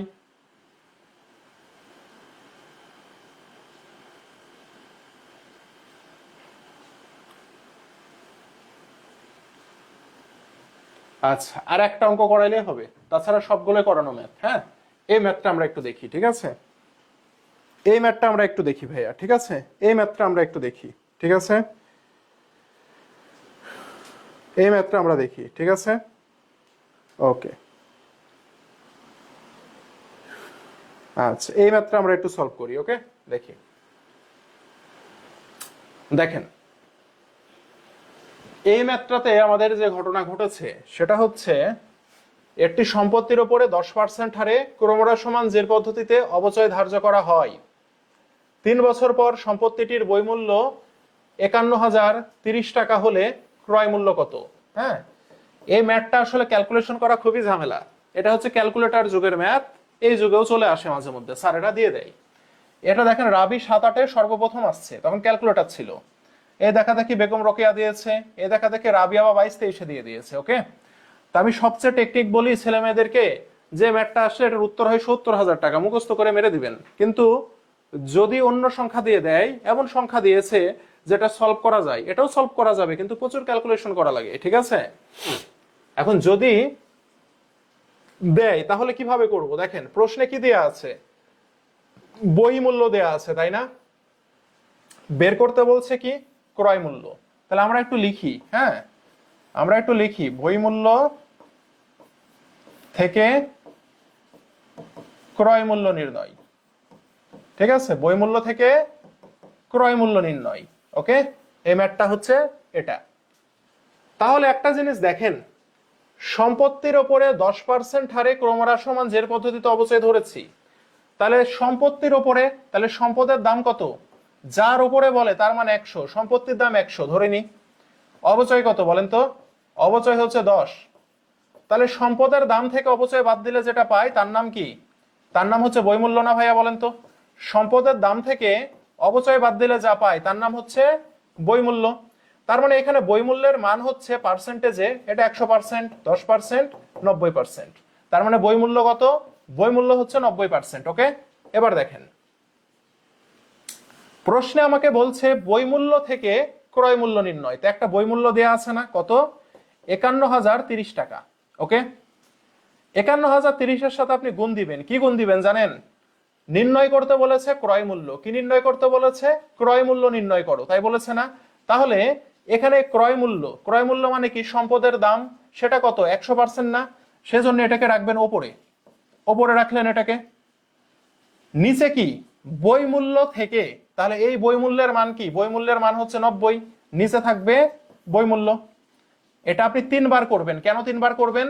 কারণ এখানে আপনাকে বলেছে, দেখেন 3 বছর পর, 3 বছর পর, এই যে 3 বছরের কথা বলেছে না, সেজন্য এটা 3 বার গুণ করবেন আপনি। কয়বার? 3 বার। এটাকে আপনি 3 বার গুণ দিবেন। বুঝতে পেরেছেন? এই হচ্ছে ঘটনা, এই হচ্ছে ঘটনা। দেখেন সম্পদের দাম 100, কেন? কারণ সম্পত্তির ওপরে অবচয় ধরতে বলেছে, সেজন্য সম্পদের ক্রয় মূল্য বা মূল্য 100। এখান থেকে অবচয়, অবচয় 10%, 10% বাদ দিলে আমরা কি পাই? বই মূল্য পাই। দ্যাট মিনস বই মূল্যের পার্সেন্টেজ হচ্ছে 90। ঠিক আছে? তাহলে বই মূল্য থেকে ক্রয় মূল্য নির্ণয় করতে বলেছে। ইম্পর্টেন্ট কে? ইম্পর্টেন্ট হচ্ছে ক্রয় মূল্য। সেজন্য ক্রয় মূল্যের মান থাকবে উপরে, বই মূল্যের মান থাকবে নিচে। এটা আমরা কয়বার করব? এটা আমরা 3 বার করব। করলেই দেখবেন যে উত্তর বের হয়ে গেছে।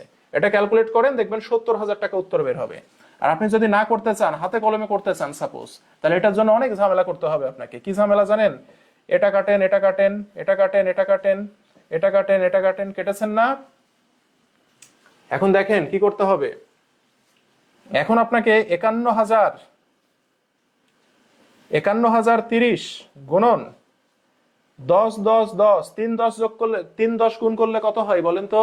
3 10 গুণ করলে কত হয়? 10 10 100, 100 10 কত? 100 10 কত হয় বলেন তো? 100 10 1000 হয় না? 1000 উপরে 9 9 9, 3 9 গুণ করলে কত হয়? 9 9 81, 81 আর 9 গুণ করলে কত হয় বলেন তো? 9 কে 9, 8 9 কত? 72, 729 হয়। কত হয়? 729 হয়। ঠিক আছে? তো এখন আপনি একটু কষ্ট করে দেখবেন যে 729 দিয়ে শূন্যকে বাদ রাখেন, কোনো সমস্যা নাই, শূন্যকে বাদ রাখেন। 729 দিয়ে কি করতে হবে? ভাগ করতে হবে। কাকে ভাগ করবেন আপনি? আপনি ভাগ করবেন 5103 কে। কাকে ভাগ করবেন? 5100 আছে, সম্পূর্ণটাই নি, এটাকে ভাগ করবেন। ঠিক আছে? তাহলে কয়বার যায় বলেন তো? কয়বার যায়? আছে 5103ই নি, শূন্যটা পরে বসাই দিলে তো হয়ে যাচ্ছে। তাহলে দেখেন 7 সাথে কত? 49 না? 7 কয়বার যায়? 700, এটা 729। তাহলে 7 সাথে কত? 49 না? এখানে 51 আছে, তাই না? তাহলে 7 সাথে 49 মানে 7 বার যাবে। 8 বার দিলে তো 56 হয়ে যায়। 7 8 56 হয়, 8 বার তো হবে না। তাহলে 7 সাথে 49 মানে 729 কে আমরা 7 দিয়ে দিই, দেখি কত আসে। 729 কে আমরা 7 দিয়ে দিই, কত আসে দেখি। 7 9 63, 63 3, হাতে থাকে কত? 6। 7 দুগুণে 14 আর 6 20 এর শূন্য, হাতে থাকে 2। 7 সাথে 49 আর 2 কত ভাইয়া? 51। দেখেন মিলে গেছে। তাহলে কয়বার গেল ভাইয়া? এখানে 7 বার গেল। 7 বার গেলে 5103 মিলে গেল। ঠিক আছে? তাহলে এটা দিয়ে এটাকে কাটলে কয়বার যায়? 7 বার যায়। একটা শূন্য কিন্তু রেখে দিয়েছিলাম, শূন্যটা দিয়ে দিলাম। এখন 70 কে 1000 দিয়ে গুণ করলে কত হয়? 70 কে 1000 দিয়ে গুণ দিলে 70,000 টাকা হয়। তাহলে এটার উত্তর কত? 70,000 টাকা। ঠিক আছে? অনেক হার্ডের কিছু নাই। হ্যাঁ, আল সাইফ ইসলাম, আপনি যে সূত্র লিখেছেন, হ্যাঁ, এটা হচ্ছে ওই দিন শেষ। ঠিক আছে? ওই দিন শেষ। ওই সূত্র দিয়ে আপনি জীবনেও ক্যালকুলেট করে বের করতে পারবেন না। ঠিক আছে? এখন যেমনি শিখাইছি এভাবে শিখেন। আপনি যে সূত্র লিখেছেন ওটা ক্যালকুলেটর ছাড়া সম্ভব নয়, ওটা ক্যালকুলেটর দিয়ে করার ম্যাথ। বুঝতে পেরেছেন? পাওয়ার আসবে, পাওয়ারকে আপনি কেমনে ভাঙাবেন রে ভাই? ওটা ওই বইমূল্যের সূত্র, ওটা ভুলে যাইতে হবে, ওটা এখন আর কেউ পড়ায় না। বুঝতে পেরেছেন? আল সাইফ, আল সাইফ ওটা আর কেউ এখন ইউজ করে না, ওটা এখন কোনো বইতেও লেখা হয় না ওই সূত্র। হ্যাঁ, ক্যালকুলেটর যেদিন থেকে উঠে গেছে ওটার বইতেও লেখা হয় না, ওটা ভুলে যান। আবার বোঝাই দিব না? আচ্ছা, বোঝাই দিচ্ছি আবার, সমস্যা নাই। দেখেন প্রশ্নে বই মূল্যের মান দেয়া আছে, জানতে চাচ্ছে কি? জানতে চাচ্ছে ক্রয় মূল্য কত। ঠিক আছে? বই মূল্যের মান দেয়া আছে, ক্রয় মূল্য কত জানতে চাচ্ছে। তাহলে বই মূল্য থেকে ক্রয় মূল্য নির্ণয়। ওকে, এটা হচ্ছে আমার ঘটনা, ফ্যাক্ট। ঠিক আছে? আচ্ছা, আরে ভাই, চলতি নয় এমন সম্পত্তির উপর অবচিতি ধার্য করার ভিত্তিমূল্য কি? ক্লাস করেন নি এর আগে? চলতি নয় এমন সম্পত্তি মানে কি? স্থায়ী সম্পত্তি। তো স্থায়ী সম্পত্তি মানে কি? স্থায়ী সম্পদের জন্য আপনি যতটুকু মূল্য ত্যাগ করবেন সেটাই। ওই যে অপশন ঘ না কততে একটা অপশন থাকে না, এটা বারবার খালি দিয়ে যাচ্ছেন, তো এটা কি আপনি বুঝেন না? চলতি নয়। এই অ্যাডমিন কে আছে যে সাইফুর রহমান সাহেবকে বের করে দেন গ্রুপ থেকে, ও 1 মাসের জন্য সাসপেন্ড থাকবে। সাইফুর রহমান সাহেবকে গ্রুপ থেকে 1 মাসের জন্য ব্যান করবেন। সাইফুর রহমান সাহেবকে কি দিয়েছেন? যে সম্পত্তি কেনার সময় পরিশোধিত অথবা পরিশোধের জন্য দায়িত্ব যে মূল্য সেটাই। ঠিক আছে, বুঝতে পেরেছেন? আপনি একটা সম্পত্তির জন্য যতটুকু মূল্য ত্যাগ করবেন সেটাই ওই সম্পত্তির ওই সেটাই হচ্ছে ওই সম্পত্তির মূল্যকে বোঝাই। বুঝতে পেরেছেন? এটা আহামরি কি জিনিস রে ভাই? এটা তো প্রথম দিনই বুঝাইলাম। একটা সম্পদ যদি কিনেন তাহলে ওই সম্পদের জন্য যতটুকু আপনাকে দিতে হবে সেটাই তো ওই সম্পদের মূল্য, তাই না? বই মূল্য। এখন আপনি প্রশ্ন করতে পারেন ক্রয় মূল্য কেন হইল না? ভাই, ক্রয় মূল্যের সাথে আনুষঙ্গিক খরচ যোগ হয় না? আপনি যদি একটা সম্পদ 5,000 টাকায় কিনেন, সংস্থাপন ব্যয় যদি 1,000 টাকা হয়, তাহলে টোটাল সম্পদের মূল্য কত? টোটাল আপনি ত্যাগ করলেন কত টাকা? 6,000 টাকা ত্যাগ করলেন না? তো এই 6,000 টাকার উপরে তো আমি অবচয় ধরবো। আর ক্রয় মূল্য হইলে তখন আমি জাস্ট বলতাম 5,000 টাকা, কিন্তু আমি কি 5-এর উপর অবচয় ধরবো না 6-এর উপর অবচয় ধরবো? 6-এর উপর অবচয় ধরবো। বুঝতে পেরেছেন? এই হচ্ছে বিষয়। ওকে, আচ্ছা, যাই হোক, ওটা পরে প্রশ্ন করবেন। হ্যাঁ, একটা প্রশ্ন করানোর সময় অন্য প্রশ্ন করবেন না, তাহলে খুব মেজাজ খারাপ হয়। ওকে, যাই হোক, দেখি বই মূল্য থেকে ক্রয় মূল্য নির্ণয়। তা বই মূল্য দেওয়া আছে না, লিখেন বই মূল্য 51,030। ওকে, এখন সম্পদের ক্রয় মূল্য হচ্ছে 100%। ক্রয় মূল্য মানে তো মোট টাকাটা, তাই না? ক্রয় মূল্যের উপরেই তো আমরা অবচয় ধরবো, সেটা হচ্ছে 100। এই 100 থেকে অবচয় বাদ দিয়ে দেন। অবচয় কত পার্সেন্ট বলেছে দেখেন তো? অবচয় বলেছে 10%, তাহলে এই 10 বাদ দেন। তাহলে ক্রয় মূল্য থেকে অবচয় বাদ দিলে যেটা থাকে তার নাম কি বলেন তো? তার নাম হচ্ছে বই মূল্য না? তার নামই হচ্ছে বই মূল্য। সে বই মূল্য হচ্ছে 90। ওকে, এখন বলেছে বই মূল্য, বই মূল্যের টাকা দেয়া আছে, জানতে চাচ্ছে ক্রয় মূল্য কত। তার মানে আমার কাছে ইম্পর্টেন্ট কে বলেন তো? আমার কাছে ইম্পর্টেন্ট হচ্ছে ক্রয় মূল্য। যে ইম্পর্টেন্ট তাকে মাথার উপরে তুলে রাখেন, গুণ দেন। যে ইম্পর্টেন্ট তাকে মাথার উপরে তুলে রাখেন, মানে উপরে দেন। এই যে ক্রয় মূল্য মান কত? 100, এই যে উপরে দেন। দিয়েছেন? কই থেকে নির্ণয় করছি? বই মূল্য থেকে নির্ণয় করছি না? তাই বই মূল্যের মান কত? বই মূল্যের মান হচ্ছে 90। 3 বার গুণ দিবেন। কয়বার? 3 বার। ভাইয়া, যদি বলতো 4 বছর পরে, তাহলে গুণ দিতাম কয়বার? 4 বার। এখানে বলেছে 3 বছর পর। এখানে যদি বলতো 5 বছর পর, তাহলে এই জিনিসটা আমি 5 বার গুণ দিতাম। ঠিক আছে, দেন এবার কাটাকাটি করেন, এটা 70,000 টাকা উত্তর আসবে। বোঝা গেছে? সেম প্রশ্ন, আপনাকে ক্রয় মূল্য দিয়ে দিয়েছে 70,000 টাকা। ভালো করে বুঝেন, ক্রয় মূল্য দিয়েছে 70,000 টাকা। সেম প্রশ্ন, আপনাকে জিজ্ঞাসা করেছে বই মূল্য কত। আপনাকে বলছে বই মূল্য কত। ওকে, তাহলে এখানে বই মূল্যের কথা জিজ্ঞাসা করেছে। গুরুত্বপূর্ণ কে এখানে? এখানে গুরুত্বপূর্ণ আমার বই মূল্য। তাহলে আমি কি করতাম? ক্রয় মূল্য থেকে বই মূল্য নির্ণয় করবো। দেখেন, 70,000 টাকা গুণন ইম্পর্টেন্ট কে? বই মূল্য। তাহলে বই মূল্যকে মাথার উপরে তুলে দেন। বই মূল্যের মান কত? 90। 90 থাকবে উপরে, নিচে কে থাকবে? ক্রয় মূল্য থাকবে। ওকে, কয়বার? 3 বার। ক্যালকুলেটর মারেন, এটার উত্তর আসবে 51,030। মিলাই নেবেন বা ক্যালকুলেট করেন, দেখেন উত্তর আসবে 51,030। বোঝা গেছে? সবাই বুঝতে পেরেছেন? সবাই বুঝতে পেরেছেন? বলেন। ঘটনা একই, হ্যাঁ, রুল একই, সব মিলাই নেবেন যে উত্তর 51,030 আসবে। করে দেখেন আসে কিনা 51,030। করে দেখেন 51,030 আসে কিনা। এটা বুঝতে পেরেছেন? কে যেন বুঝতে পারেননি বলেন তো এখন বুঝছেন কিনা? টাইম তো বেশি লাগবে। কোন অঙ্কে টাইম বেশি লাগবে, কোন অঙ্কে টাইম বেশি লাগবে না। ঠিক আছে, কোন অঙ্কে টাইম বেশি লাগবে, কোন অঙ্কে টাইম বেশি লাগবে না। এই যে প্রাকৃতিক সম্পদের ব্যয় বন্টন প্রক্রিয়াকে কি বলে? এই যে নিঃশেষ খরচ বলে। কয় মিনিট লাগলো? 10 সেকেন্ড লাগলো। লাগলো না 10 সেকেন্ড? তাহলে এখানে তো 26 সেকেন্ড বাঁচাইলেন। তাহলে এই 26 সেকেন্ড কি আপনাকে অন্য প্রশ্ন দিতে হবে? বুঝেননি? হ্যাঁ, এই ক্যাটাগরির ম্যাথ আসার সম্ভাবনা আছে তো। ঠিক আছে, বুঝাই দিলাম তো। না বুঝলে বলেন, আবার বুঝাই দিব, সমস্যা আছে?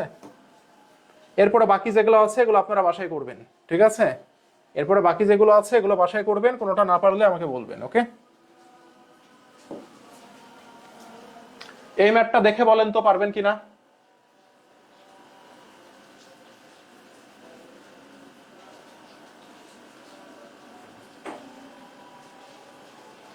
এই অঙ্কটা দেখে বলবেন যে আপনারা পারবেন কিনা। এই অঙ্কটা দেখে বলবেন যে আপনারা পারবেন কিনা, বলেন দেখি।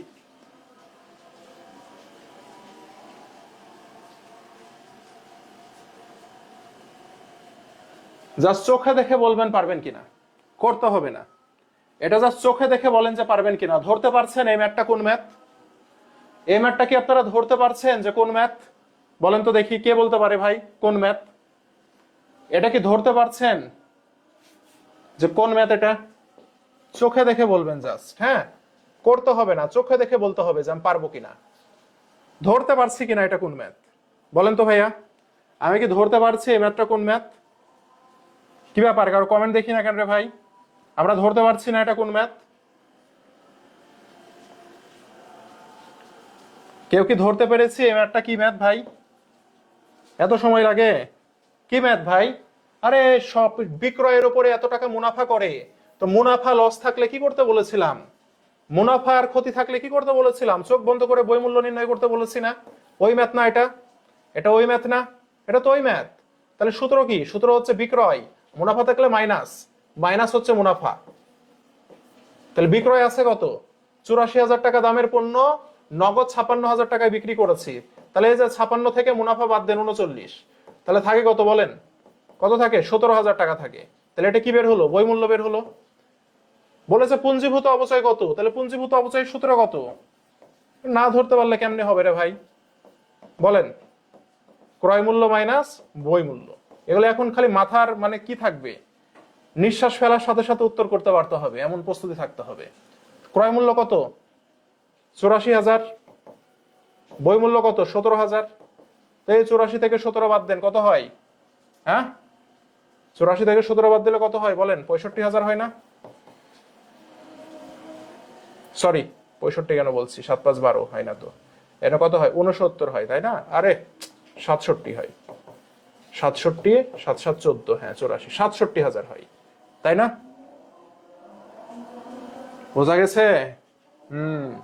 তাহলে তো ধরতে হবে রে ভাই, এগুলো ধরতে হবে। হ্যাঁ, এই যে বর্ষ সংখ্যার ম্যাথ, বর্ষ সংখ্যারও ম্যাথ দিয়েছি, চতুর্থ বছরের অবচয় কত।